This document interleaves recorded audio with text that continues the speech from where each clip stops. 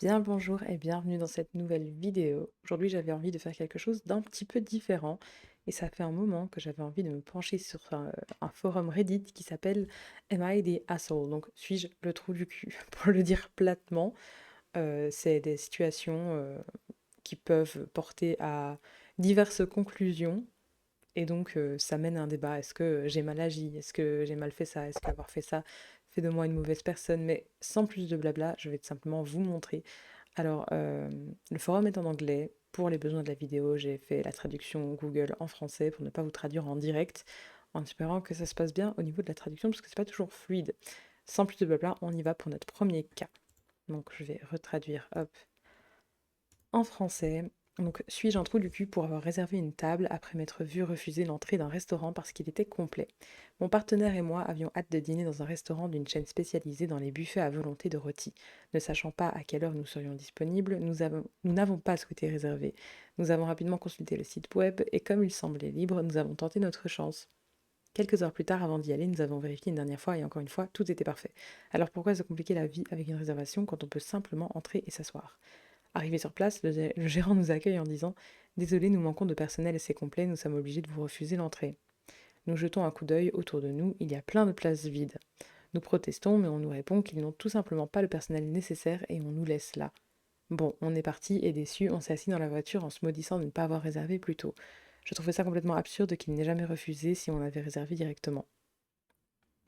Du coup, j'ai revérifié le site web pour voir s'il y avait un problème, et bien sûr, on pouvait encore réserver sans souci pour toute la soirée. Sur un coup de tête, on a décidé de réserver en ligne et revenir avec notre réservation. Ils ont soupiré et râlé, mais ils nous ont accepté à contre-cœur. Je comprends tellement pas la logique qu'il y a derrière. J'étais content d'avoir contourné le système. J'avais le sentiment qu'on nous avait refusé l'entrée sans raison valable, car l'endroit était extrêmement calme et nous avions même plaisanté avec les serveurs du buffet, une conversation détendue et agréable. Je suis certain que le gérant avait des griefs contre le nombre d'employés, mais pour nous, tout semblait normal et j'avais personnellement l'impression qu'il était simplement de mauvaise humeur et qu'il n'avait pas le droit de nous refuser l'entrée. C'est bizarre, ouais. Sous prétexte d'avoir réservé en ligne après, ils acceptent l'entrée dans le restaurant et ils peuvent s'asseoir et dîner, je comprends pas. Je trouve que c'est bizarre. Le responsable a refusé votre réservation par manque de personnel, il ne souhaitait pas pénaliser la qualité du service au détriment de la charge de travail des employés. Il est préférable qu'il n'ait pas la possibilité de modifier le système de réservation. Tu le savais, tu l'as fait quand même. As-tu techniquement commis une faute? Non, et pourtant tu as un tort. Donc voilà, c'est l'avis le plus populaire, hein. 4800 upvotes. Euh, mais voilà. Pourquoi ai-je dû faire défiler autant pour trouver ça? Bien sûr que l'endroit avait l'air désert, il manque de personnel, j'aimerais que les gens aient plus d'empathie pour les serveurs. Il faudrait dire non plus souvent aux clients comme l'auteur du message. Donc en vrai, ça s'entend qu'il y a un manque de personnel et qu'ils refusent, mais je me dis, mais pourquoi accepter après en ligne? Parce que la raison, la situation, elle est la même, donc pourquoi dire oui? Il pourrait expliquer que certes vous avez réservé en ligne, mais vous voyez, comme vous pouvez le constater, il y a un manque de personnel, donc on ne peut pas vous recevoir. Moi, je comprends pas le côté revirement de situation. Pourquoi avoir accepté ensuite? Et le gérant local d'une chaîne de restaurants a certainement la possibilité de désactiver les réservations en ligne. Ouais, voilà, c'est ce qu'ils disent. Ils auraient dû désactiver les réservations en ligne. Oui, je comprends pas. Trop bizarre. Après, c'est peut-être. Faut se dire que le gérant n'a pas forcément la personne qui gère le site en ligne aussi. Enfin voilà, vous me direz ce que vous en pensez. Pour moi, c'était un peu bizarre. Je suis pas certaine d'avoir un avis vraiment tranché là-dessus. Alors, deuxième cas. Allez hop, ça se traduit. La plupart des gens choisissent enregistrer en 5 minutes. C'est quoi enregistrer? Attendez, attendez. On est sur une pub là ou quoi? On est sur une pub. Je sais pas, mais ça me tente pas trop de lire ça. Vous avez pu faire pause et lire si ça vous intéresse. Moi, je me dis, c'est pas super intéressant là. Alors, je vais traduire. Oui, oui, oui, oui, oui. Suis-je la méchante pour avoir dit à ma fille qu'elle n'avait pas le droit de faire son deuil ou d'assister aux funérailles de son ex-ami après ce qu'elle a fait? Quoi? Je dois remettre le titre en anglais carrément. Waouh. Après, ça dépend qu'est-ce qu'elle a fait. Voyons voir. Il y a carrément un tag. Pas le connaître. Bref, nouveau compte, car ma fille connaît mon autre compte. Ah oui, carrément. Quand ma fille était à l'école, elle s'est liée d'amitié avec une fille nommée Kelly. Elles sont restées proches pendant leurs études supérieures et ma fille était même l'une des demoiselles d'honneur de Kelly à son mariage. Pour expliquer le comportement de ma fille, mon ex-mari m'a trompée à plusieurs reprises et notre mariage s'est très mal terminé. Ma fille ne parle plus à son père et elle déteste l'infidélité. Il y a environ 7 ans, ma fille s'est persuadée que Kelly trompait son mari. Elle a commencé à la harceler en ligne, ce qui a complètement bouleversé sa vie. Quand ma fille a découvert que l'homme avec qui elle avait vu Kelly était en réalité un membre de sa famille, et c'était dans un restaurant chic, il était trop tard. Ouah, mais le niveau d'investissement, attendez. Le mariage de Kelly était déjà en train de s'effondrer, et comme nous vivons dans une communauté très religieuse, oh no, elle a été mise à l'écart par beaucoup. Elles se sont violemment disputées et en gros, c'est parce que ma fille a gâché la vie de Kelly. Kelly l'a bloquée partout, a fini par déménager. Depuis, Kelly déteste ma fille. Franchement, à juste titre, non? Tout comme sa mère. Je croise encore parfois la mère de Kelly et elle ne cache pas ce qu'elle pense de ma fille. Le problème, c'est que Kelly est décédée récemment. C'est chaud, ça. Ma fille l'a appris par une publication Facebook et les obsèques ont eu lieu ce week-end à 2 états de distance. Ma fille comptait assister aux funérailles et je lui ai dit que je trouvais ça terrible. Elle a insisté sur le fait qu'elle devait y aller et je lui ai répété qu'elle ne devait pas. On s'est disputé et elle a affirmé avoir parfaitement le droit de faire son deuil et d'assister aux obsèques. Ah, ça, c'est une vraie situation compliquée. Je lui ai dit qu'elle n'avait pas vraiment le droit de faire son deuil de Kelly ni d'aller à ses funérailles, car Kelly l'a détesté après tout ce qu'il s'est passé et parce que ma fille avait détruit sa vie. Ouf. Elle ne m'a plus adressé la parole depuis. Je me demande maintenant si je devrais prévenir la famille de Kelly que ma fille pourrait se présenter aux funérailles ou bien je me trompe dans cette histoire. Waouh, waouh. Il y a tellement de couches de choses horribles. En fait, la fille en question, donc la dame qui témoigne parle de sa fille. La fille en question, elle est traumatisée certainement par son histoire familiale, par le fait qu'il y a eu tromperie au sein de sa famille, que ça a brisé le couple de ses parents. Mais de là, en fait, à harceler son amie parce qu'elle pense que son amie trompe son mari. Alors moi, je suis vraiment pour aussi être morale et vouloir que... ne pas vouloir cautionner plutôt les exactions, les mauvaises actions des amis. Mais en fait, clairement, elle se trompait, donc elle n'a pas du tout laissé le bénéfice du doute à Kelly de s'expliquer, bien qu'elle ne lui doit rien à elle directement en plus. Et de là à la harceler, à se faire bloquer de partout, etc. Enfin, on peut comprendre Kelly, quoi. Quelle horreur. Et maintenant, en fait, ça complique encore plus les choses parce que la Kelly est décédée.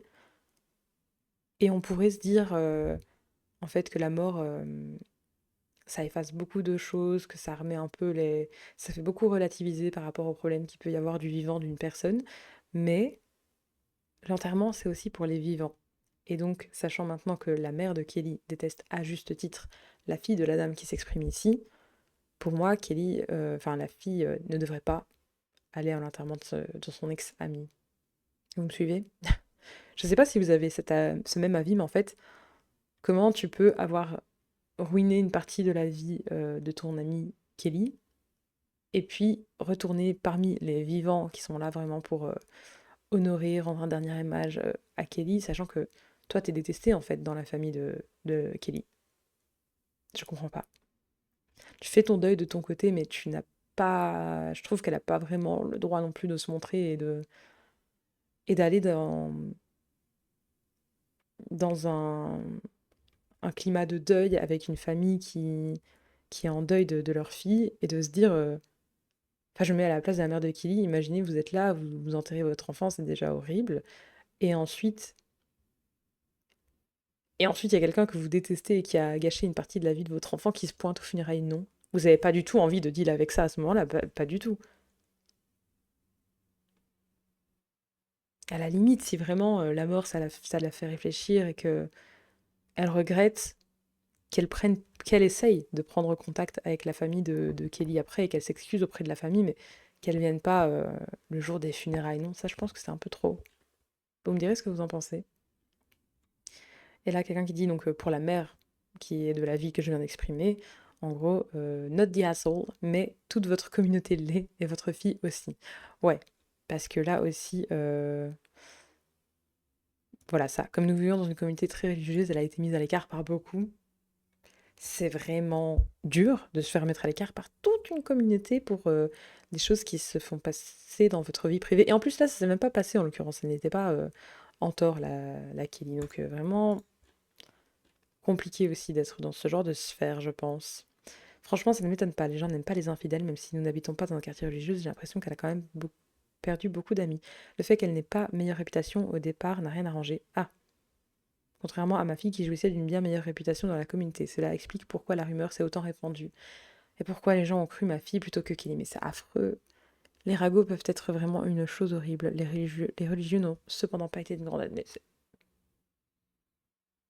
Exactement, sauf que Kelly n'était pas infidèle. Alors, je ne sais pas c'est quoi la réputation passée de la Kelly en question, mais ça justifie pas le fait que bah, elle a rien fait dans l'histoire et qu'elle se retrouve totalement mise à l'écart. Et voilà, est-ce que c'est ça aussi qui a gâché son mariage? Ça a l'air d'être une des raisons. C'est vraiment chaud. Waouh, je m'attendais pas à un truc un peu deep comme ça là tout de suite. Alors, on enchaîne. Ah, il veut pas traduire. Pourquoi tu veux pas traduire? Voilà. Serais-je fautif si je demandais à l'ami de mes enfants d'arrêter de se moquer de notre nourriture? Bah non, là comme ça, si on s'en tient au titre, la réponse est non. Mon enfant a 14 ans et un groupe d'amis formidables et très diversifiés, je les apprécie beaucoup. Cependant, une amie qui vient régulièrement à la maison, cet été, fait des remarques désobligeantes sur notre nourriture à chaque fois qu'elle est là. Manque d'éducation ou quoi? Enfin vraiment, trop à l'aise. En gros, elle se moque de nous parce que nous sommes blancs et que nous mangeons de la nourriture de... Je n'ai jamais entendu cette moquerie ever de ma vie, je crois. Je suis étonnée. Parfois, elle apporte des plats de sa culture à partager, ce qui est super. Je trouve ça génial qu'elle aime cuisiner et faire découvrir des plats de sa famille. Jusque-là, oui, c'est magnifique. Le problème, c'est qu'elle fait des remarques désobligeantes sur notre cuisine, la trouvant fade ou trop blanche, puis elle dit qu'elle va nous apporter des plats pour nous montrer ce qui est bon. En fait, la façon de... Déjà, il n'y a pas de filtre, elle n'a pas de filtre, cette personne. Et puis, en mode je vais vous montrer moi ce qui est bon, c'est très très prétentieux. Elle ne partage pas vraiment par gentillesse, c'est plutôt qu'elle essaye de nous faire découvrir d'autres cultures et d'élargir nos horizons, car on est vraiment ignorants. Elle n'a que 14 ans, alors j'essaye d'être patiente. Ouais, mais elle a besoin d'un reality check, là, vraiment. Nous adorons toutes sortes de cuisines et apprendre des recettes du monde entier. Croyez-le ou non, nous aimons même les plats épicés. Elle se justifie carrément, enfin, il ou elle se justifie. La dernière fois qu'elle était là, nous avons préparé du panang, je ne sais pas comment ça se dit, du curry thai. Elle a été très désagréable et nous a reproché d'avoir utilisé du citron vert. La recette demande du jus de citron vert. Elle est encore là ce soir, mais pourquoi vous continuez à l'inviter? Stop, stop. Mon mari et moi avons préparé des tacos. Préparez-vous pour les commentaires, mais horrible. Elle entre et commence à se moquer de nous parce qu'on a fait une soirée tacos de blanc. Certes, on sait qu'on n'est pas des chefs étoilés, mais on aime bien cuisiner pour la famille et les enfants qui passent à la maison. C'est vraiment bienveillant en plus. Je n'apprécie vraiment pas qu'on m'insulte sans arrêt. Bah oui, tu m'étonnes. Ce ne sont pas des plaisanteries, non. Elle fait des remarques désobligeantes à notre sujet. Je ne veux surtout pas gâcher l'amitié de mon enfant, alors j'essaye de l'ignorer. Mais je pense lui dire que ce n'est pas correct d'être insultante et qu'elle n'a pas besoin de venir si c'est pour critiquer notre cuisine. Si je suis la méchante? Non, pas du tout la méchante. Pas du tout, pas du tout. Elle manque simplement de maturité. Ben, c'est un peu juste. Enfin, c'est un peu facile de mettre ça sur le compte de la maturité. T'as 14 ans. À 14 ans, tu peux quand même avoir, certes pas toute la maturité du monde, mais cette maturité-là, de ne pas être insultant et de faire preuve d'éducation et savoir te tenir. Euh, Je suis pas d'accord du tout. Pourtant, il y a 6,6 upvotes, mais voyons voir la suite du commentaire. En simple, chez nous, nous respectons toutes les cultures et leurs nuances. Nous apprécierions que vous fassiez de même pourrait suffire à lui faire passer le message. Exactement. Elle a besoin qu'on lui fasse une réflexion. Alors, la personne qui se fait insulter sur sa cuisine n'a pas besoin d'être insultante en retour, ça c'est sûr, mais ouais, il faut qu'elle fasse un commentaire, il faut qu'elle lui dise que c'est pas ok, parce que ça se trouve, personne lui a jamais dit aussi que c'était ok, personne l'a éduquée en ce sens, d'être respectueuse des autres, bienveillante. Euh, Donc, faudrait peut-être le faire, ouais. J'ai toujours dit à mes enfants et mes invités, on ne critique pas le goût des autres, si ça ne vous intéresse pas, vous n'êtes pas obligé de manger, mais on ne fait jamais de commentaires désobligeants sur la nourriture de qui que ce soit. Exactement. Voilà. Ah, je sais pas pourquoi les commentaires ils sont mis en rouge, je sais pas ce que ça veut dire. Je serai un peu plus directe tout en restant calme dans ma façon de le dire. C'est très impoli de dire ça. Si elle se met à faire la morale sur la nourriture des colonisateurs et tout le reste, je lui dirais de se renseigner sur l'histoire. Les pauvres d'Europe du Nord ont survécu à la famine en mangeant ces plats fades, tandis que les élites pouvaient se procurer des épices raffinées. Est-ce eux que vous critiquez? Pensez-vous que la cuisine traditionnelle des pauvres soit honteuse? Au final, elle est jeune et essaie de définir son identité, mais ce n'est pas la bonne méthode. C'est une raciste, inutile de chercher des excuses. Bon, on va pas rentrer dans ces considérations-là. Elle a 14 ans, il faut les éduquer, arrêter de les considérer comme un cas désespéré et de ne même pas essayer. Mais exactement, il faut en fait lui dire. Et en fait, ça se trouve, elle l'a jamais entendu, elle s'est jamais remise en question. Ça se trouve, c'est lunaire pour moi. Mais imaginons qu'elle ne voit pas le mal dans ce qu'elle dit, ben, il faut lui dire. Et si malgré tout, elle continue à se comporter comme ça, ben, c'est juste qu'elle s'en fiche et que voilà. Et faut peut-être plus lui ouvrir votre porte, quoi. Bon, encore un petit, allez. Oui, suis-je le méchant pour ne pas être allé à l'anniversaire de ma demi-sœur et pour ne pas l'accepter comme ma sœur? Ça dépend des situations, j'ai envie de dire. Mon père a, waouh, trompé ma mère et s'est remarié, d'accord, ça commence fort. Avant cela, il m'avait dit qu'il n'aurait pas d'autre enfant car il avait déjà 47 ans, mais ensuite il a eu une fille. En fait, jusque-là, je me dis, l'enfant, lui, en soi, il y est pour rien. Mais voyons voir la suite. À ma naissance, il ne m'a jamais vraiment apprécié. Il vivait à l'étranger, et lorsqu'il a appris que j'avais la peau brune, il s'est éloigné de moi et m'a négligé. Mais c'est affreux! C'est quoi ce délire? J'ai grandi avec le sentiment de ne jamais être à la hauteur de ses attentes. Oh non, c'est tellement horrible! Bichon, bichette, je ne sais pas qui parle, mais non, mais oh my god. C'est horrible en fait, les blessures que des parents comme ça peuvent créer à leurs enfants, alors que ça les définit pas du tout. Genre justement, tu t'en fiches, pas besoin de lui. Il est loin de toi et c'est mieux comme ça alors. Mais bon, voyons voir. Puis il a eu un autre enfant. Ah, j'ai sauté un paragraphe. Il n'a jamais vraiment dépensé d'argent pour moi, ni ne m'a laissé beaucoup de liberté. Donc il vivait quand même avec. J'ai 19 ans et je suis encore étudiante, donc je comprends que je ne suis pas totalement indépendante, mais je vis toujours chez lui car il a la garde. Ah, pourquoi il a la garde? Bon, ça c'est encore autre chose, on ne sait pas tout. Mais voilà. Puis il a eu un autre enfant. Il ne m'a jamais dit que sa deuxième femme était enceinte. Un jour, il m'a simplement envoyé un message. Oh, tu es devenue une sœur. Mon Dieu, le choc! Mais comment ça, tu partages pas ça avec ton enfant, de lui dire, voilà, la femme avec laquelle je suis est enceinte, on prépare aussi, enfin, et puis même partage, genre de lui envoyer du jour au lendemain, coucou, t'as une sœur.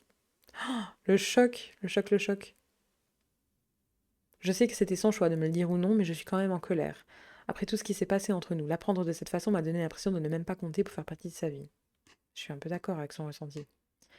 Puis j'ai vu comment il la traite. Il dépense de l'argent pour elle. Ses yeux s'illuminent quand il la regarde. Je ne crois pas être jalouse du bébé, c'est plutôt du chagrin. Ben oui, c'est compréhensible. En fait, c'est ça, sans jalouser le bébé, bien sûr qu'il y a de la frustration de voir que il se met en quatre pour son autre progéniture et que elle ou lui, il l'a toujours ignoré, c'est affreux. Parce que je vois mon père offrir à quelqu'un d'autre la version de lui-même que j'ai toujours souhaité avoir. Oh no. Il m'a dit un jour que s'il était sur son lit de mort, je lui donnerais même pas d'eau. Je ne l'ai jamais oublié. Comment ça? Alors, lorsqu'il a eu un autre enfant, une partie de moi s'est demandé s'il voulait un enfant qu'il aimerait différemment. Un. Je sais que ma demi-sœur est encore un bébé. Elle n'a rien fait de mal. Je ne la déteste pas et j'espère sincèrement que mon père la traitera bien. Mais je ne veux pas du titre de sœur. Je ne veux pas être forcée d'avoir une relation simplement parce que nous avons le même père. Je ne veux pas feindre de ressentir quelque chose que je ne ressens pas. Je déteste aussi ce que son existence représente pour moi. Non pas elle, mais tout ce qui s'est passé avant sa naissance. Mon enfance, le rejet de mon père et tout ce que je n'ai jamais reçu de lui. J'avais un examen aujourd'hui et je suis rentrée tard. J'étais épuisée et mon père m'a forcée à aller à son anniversaire. J'ai refusé. Peut-être ai-je mal géré la situation, peut-être suis-je immature, mais là, je ne peux plus faire comme si tout allait bien. Parfois, j'ai l'impression de ne plus jamais vouloir revoir mon père. Je sais que ça paraît dur, mais je suis épuisée. Je ne déteste pas le bébé. Peut-être que je ne suis pas vraiment en colère contre ma demi-sœur. Peut-être suis-je en deuil du père que j'aurais aimé avoir, et c'est peut-être pour ça que je ne peux pas encore l'accepter comme sœur. Franchement, donc la personne qui a écrit ça, elle a 19 ans, et je trouve qu'elle a une bonne intelligence émotionnelle, d'avoir du recul, de faire la part des choses, de savoir qu'en fait cette situation, elle la vit mal, mais de savoir pourquoi elle la vit mal aussi, et de savoir que c'est pas l'enfant en soi qui est en cause, mais de se dire que en fait ça la met dans, ça la confronte à tout ce qu'elle n'a jamais eu et qu'en plus elle aurait souhaité avoir, parce que ça aurait pu aussi être un cas de figure où elle n'a jamais eu cette relation avec son père, mais elle l'a jamais vraiment souhaité et ça lui passe au-dessus et c'est ok, mais non, là il y a vraiment un manque qui s'est créé, une frustration, un vide, une blessure, et donc de voir en fait son père être comme ça, comme elle aurait voulu, il ou elle aurait voulu que son père soit avec un autre bébé, bah, je peux comprendre que tu veux pas être confronté à ça. et que c'est trop et qu'il faut le temps de digérer aussi. Parce que là, à ce stade, c'est toujours un bébé. Peut-être que quand l'enfant va grandir, va être en mesure de créer une relation avec la personne qui écrit ce post, peut-être que là, la personne qui a écrit ce post se dira: «OK, je veux connaître ma sœur», et peut-être que du coup, titre de sœur aura du sens, ou peut-être que ce sera vraiment trop douloureux d'être témoin de cette relation sœur-père qu'elle n'a jamais eue.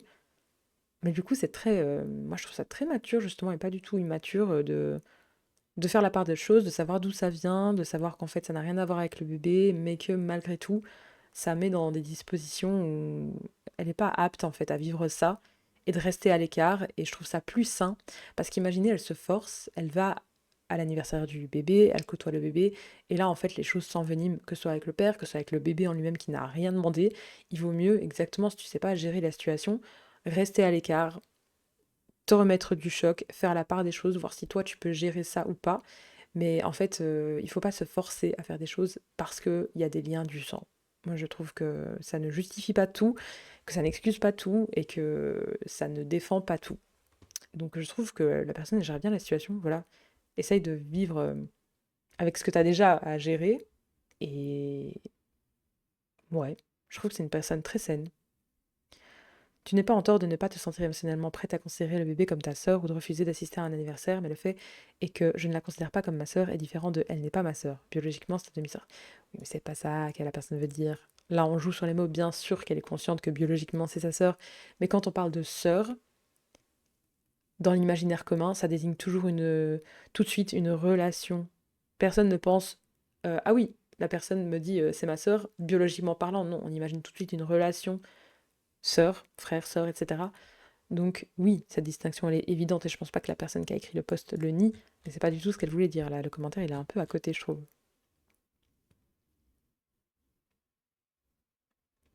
Enfin voilà, vous me direz ce que vous en pensez.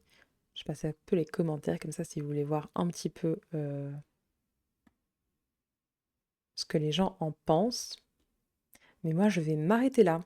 J'aime beaucoup découvrir ce petit forum réagir un petit peu comme ça, donc n'hésitez pas vous aussi à me dire ce que vous en pensez en commentaire et à très très vite pour une prochaine vidéo.